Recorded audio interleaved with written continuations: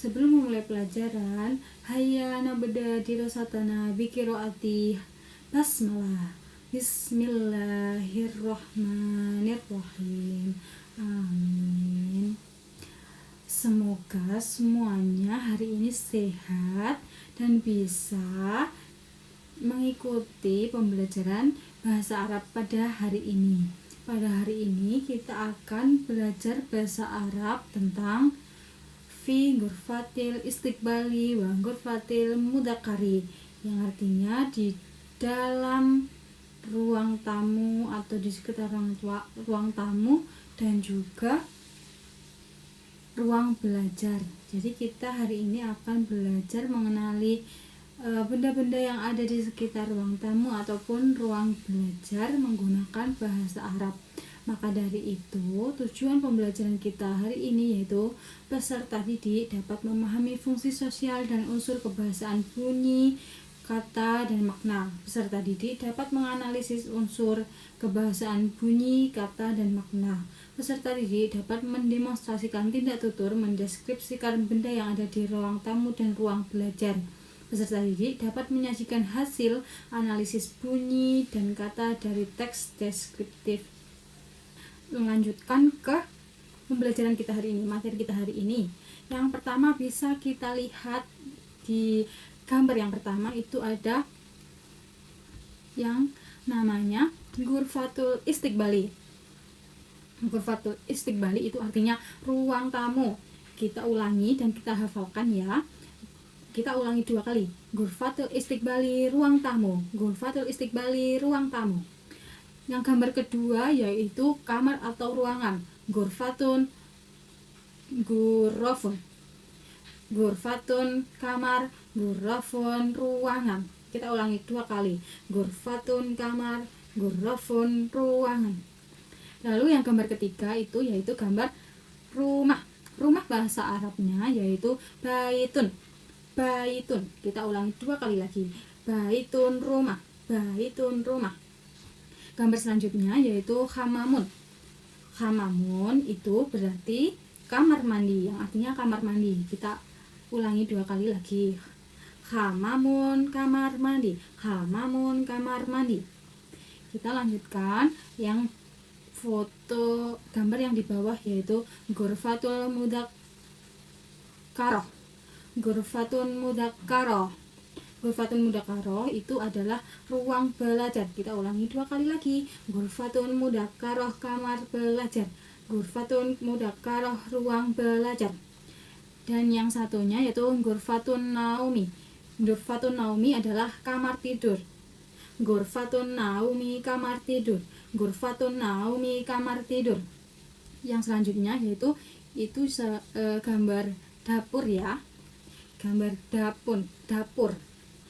Dapur itu dalam bahasa Arab yaitu matbahun. Matbahun. Kita ulangi, matbahun dapur. Matbahun dapur. Dan yang terakhir adalah kursiun wa maktabun. Kursiun wa maktabun, yang artinya kursi dan meja. Kursiun wa maktabun, kursi dan meja. Mindodatun. Mindodatun itu dalam bahasa Arab itu artinya meja. Kita ulangi 2 kali lagi yaitu mindodatun meja.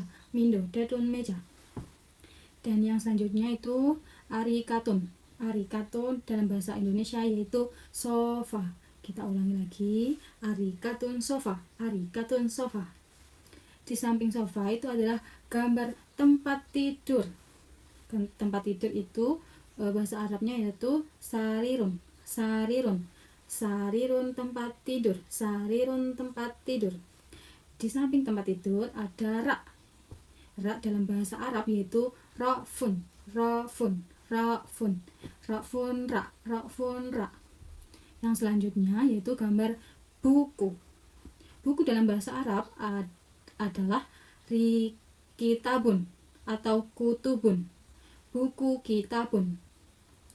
Di samping buku ada gambar vas bunga. Vas bunga dalam bahasa Arab yaitu zahriyatun. Zahriyatun. Zahriyatun vas bunga. Selanjutnya yaitu buku buku. Buku dalam bahasa Arab itu adalah daftaron. Daftaron buku, daftaron buku. Di samping buku ada majalah. Majalah dalam bahasa Arab yaitu majalatun, majalatun. Dan yang terakhir yaitu gambar lampu. Lampu dalam bahasa Arab yaitu misbahun, misbahun lampu, misbahun lampu. Baik, sudah mengerti semuanya, dan itu semua harus dihafal supaya kita menambah kosakata dalam bahasa Arab kita. Baik, selanjutnya kita akan belajar tentang pola kalimat. Pola kalimat yang ini, yang ada warna kuning dan hijau ini, itu disebut kalimat nominal atau jumlah ismiyah, yaitu pola yang terdiri dari mubtada dan khobar. Mubtada itu diterangkan dan khobar itu menerangkan. Biasanya mubtada itu berada di awal kalimat dan juga khobar itu berada setelah mubtada. Namun khobar bisa juga berada di depan, yang selanjutnya disebut dengan khobar muqaddam, khobar yang didahulukan. Begitu juga bisa berada di belakang, yang disebut mubtada muakhar, mubtada diakhirkan dengan syarat tertentu. Kita bisa melihat di contoh, itu ada kalimat al-baitun jamilun, yang artinya rumah itu indah. Jadi mubtada pada kalimat tersebut yaitu baitun, rumah, dan khobar dari kalimat itu yaitu jamilun. Kenapa baitun itu disebut mubtada? Karena baitun itu yang diterangkan. Yang diterangkan itu apa? Yaitu rumah. Dan yang menerangkan itu apa? Indah. Jadi yang diterangkan itu yaitu ada rumah yang indah. Indah itu menerangkan. Selanjutnya yaitu kalimat al-ghurfatun wasi'atun, yang artinya kamar itu luas. Mubtada itu yaitu yang berada di awal kalimat. Awal kalimatnya itu artinya kamar.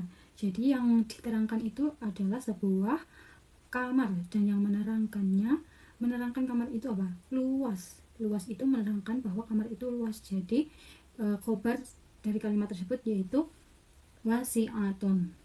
Baik, itu saja yang dapat Ibu sampaikan materi pada hari ini. Tadi Ibu sudah menyampaikan tentang pola kalimat, yaitu ada mubtada dan juga khobar, dan juga kita mengenal benda-benda yang ada di sekitar ruang tamu, ruang belajar dengan bahasa Arab. Tapi sebelum itu, Ibu akan tugaskan kalian untuk mengerjakan LKS-nya sampai uji kompetensi yang terakhir. Sebelum Ibu menutup pembelajaran pada hari ini, haya nahtatim dirosana biri kiroati hamdalah alhamdulillahirabbil alamin, amin. Semoga pelajaran pada hari ini bermanfaat semuanya bagi kalian. Maaf jika Ibu ada salah kata. Wassalamualaikum warahmatullahi wabarakatuh.